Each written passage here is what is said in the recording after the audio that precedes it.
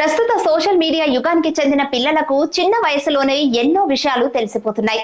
తమ తెలివితేటలతో వారు టీచర్లనే ఆశ్చర్యపరుస్తున్నారు. ముఖ్యంగా పరీక్షల్లో పలు ప్రశ్నలకు వారు తమదైన శైలిలో రాస్తున్న జవాబులు చాలా మందికి షాక్ ఇస్తున్నాయి.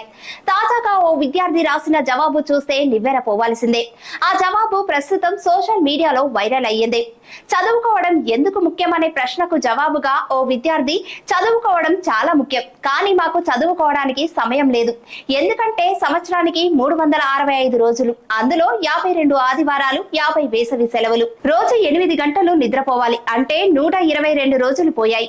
రోజులో 1 గంట ఆడుకోవడానికి, 2 గంటలు తినడానికి కేటాయిస్తే 45 రోజులు పోతాయి. 1 గంట మాట్లాడుకుంటే 15 రోజులు, పండగల కోసం 40 రోజులు, పరీక్షల కోసం 30 రోజులు, అనారోగ్యం కారణంగా 3 రోజులు, సినిమాలు ఫంక్షన్ల కోసం 2 రోజులు.